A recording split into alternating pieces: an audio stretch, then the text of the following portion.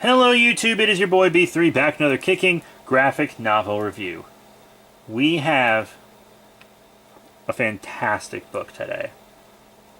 A classic from DC's Black Label, which is their mature line, which at the time of recording this is pretty much all Batman stuff, but still.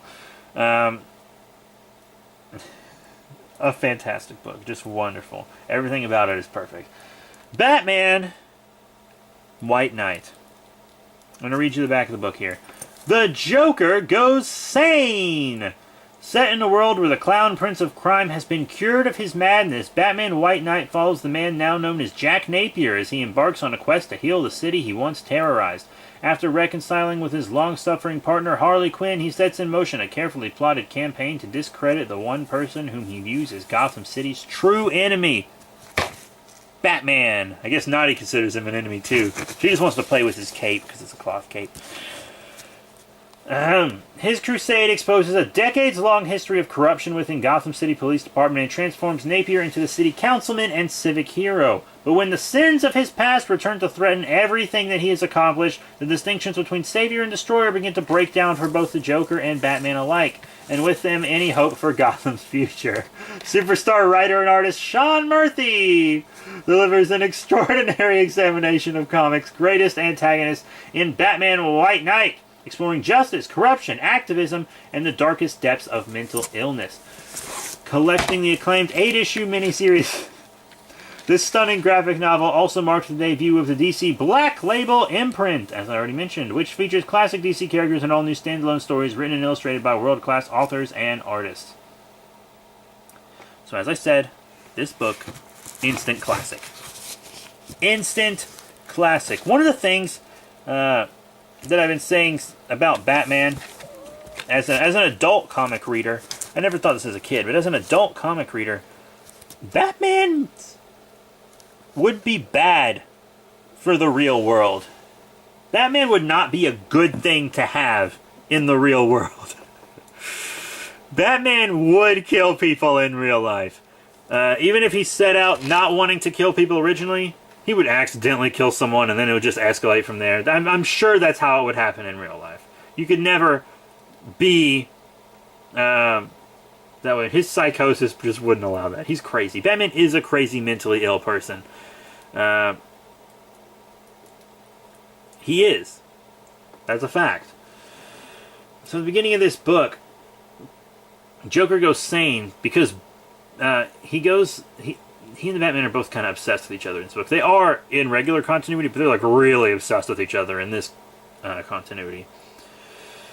So, Joker goes to this warehouse that's full of all these pills, and he's going to pop these pills to become sane to prove something to Batman. Batman's like, you want to take these pills? You fucking take these pills, boy. So Batman forcibly shoves the pills down Joker's throat. He stops breathing, almost overdoses. Batman almost kills the fucking Joker doing that. Someone gets it on film, puts it on the internet, starts a debate over whether Batman's good for the city or not, because in the video you also see Gordon and the rest of the police department just standing around the side and letting it happen. It's really crazy. But the Joker becomes cured, becomes Jack Napier, has a genius level intellect, testing well above genius, and he kind of has to apologize to Harley and stuff, but there was a second Harley Quinn, because the original Harley Quinn left him, and he got a second one, but he was so crazy he didn't realize they were two different people. So he goes sane, becomes a city councilman, and there's lots of stuff about race and corruption in this book that are just wonderful. There's so much in this book that I can't go into everything 100%, and I don't want to, because I'm going to give you spoilers in this review. It's going to happen. It's just part of reviewing this efficiently, I feel like. But I'm also not going to tell you so much that it wouldn't be worth reading, you know? Because you should absolutely 100% read Batman White Knight. It's amazing. The art's perfect. It fits the tone real well. I just love it. So, eventually Batman becomes one of Gotham's most wanted. Even Gordon's after Batman, because he's destroying rooftops that people live in. And there's all this corruption surrounding Batman in the city, among its elite and among its government. there's a bunch of bad stuff Batman does in this book. He destroys people's houses just to chase the Joker. He destroys an entire bridge when the GCPD actually had the situation handled. Nightwing and Batgirl join a division of the police that Jack Napier, the Cure Joker, creates that has Batman-like tech because he invested $3 billion into it. So they have their own like miniature Batmobiles or something like that. It's pretty cool. And then Batgirl and Nightwing are like, we'll work with you on the condition we get to keep our secret identities. And they're like, sure, but you're still going to be held accountable. You're going to wear body cameras. That's what you got to do. And by the end of the book, Jack realizes he did stuff wrong. Batman realizes he did stuff wrong. And Batman even unmasks and retires from being Batman because he's like, I've gone too far a lot. I've gotten to a point where I'm worse for this city. The reason I did this is because I enjoy hurting bad guys, and that's not healthy for me, and it's not healthy for the city. So he unmasks and retires from being Batman in the end. Which was a very responsible and non-toxic thing to do. Good for you, Bruce. You're moving past your mental illness. Congratulations. I'm happy for you. Main continuity Batman is going to be mentally ill forever, but this one's moving past it, which is nice. But by the end, Jack Napier becomes the Joker again because of that chemical imbalance from, the toxins he fell in. The pills, he kind of starts to build up a resistance to the pills over time.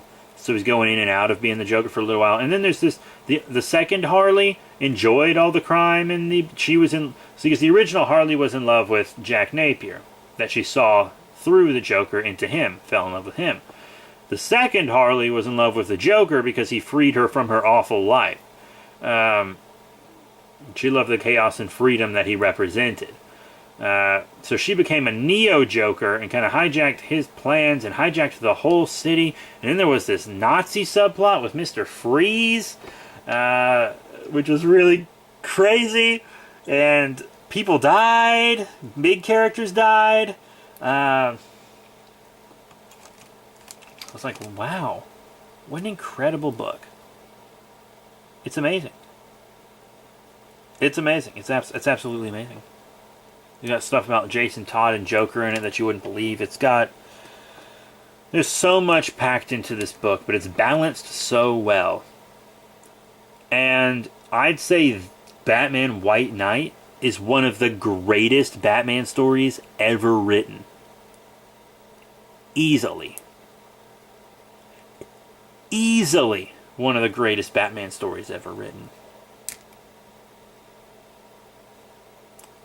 Read this book. If there's one comic you're gonna read, if you watch all my reviews and you never read any of the books I recommend, that's fine. I don't care. But read this book for your own good, because it's perfect. So that's it. Thank you all very much for your support. Remember to rate, comment, and subscribe. Check out all the cool links in the description below, Facebook, Twitter, etc.